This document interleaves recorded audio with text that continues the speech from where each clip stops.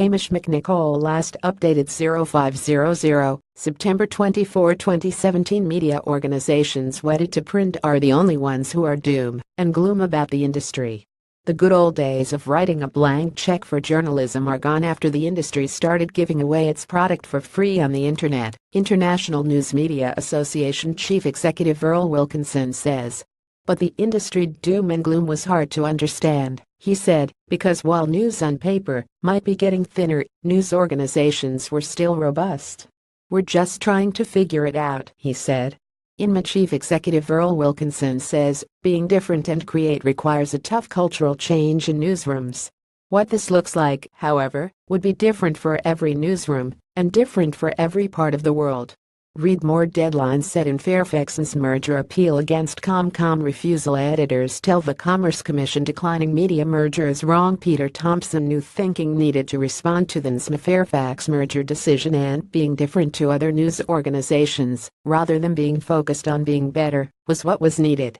Every media company is going through change. Better doesn't get you one more advertiser, one more subscriber. Being different, I think, does that. We've got to be different, we've got to be creative, but man, that requires a culture change. Wilkinson was this month in New Zealand as part of a whirlwind trip visiting news companies in 12 different countries over 37 days. His association, INMA, provided news media companies with advice on global best practices for growing revenue, audience and brand during a time of profound market change. Wilkinson said every company he visited was going through some form of transformation.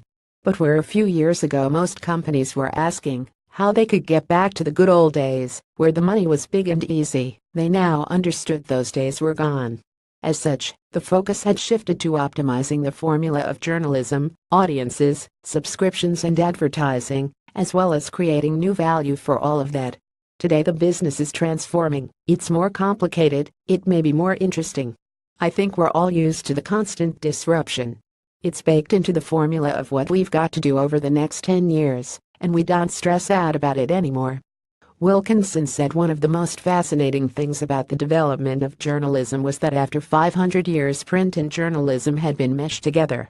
This was rooted in organizations giving away journalism, which it was charging a premium to subscribe to in print, while giving the same product away for free on a website. Doesn't make a lot of sense, does it, he said. As organizations had attempted to develop online paywalls or paid content online, however, many had struggled because once the journalism was separated from the physical print product, consumers seemed to put zero value on it.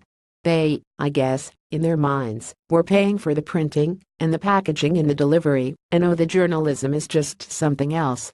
So we've had to walk that back and re-emphasize to them the value of that content, but it's been a tough battle. Paywalls could work for certain content, such as business journalism, or with premium brands such as the New York Times, but it became harder for general interest news organizations.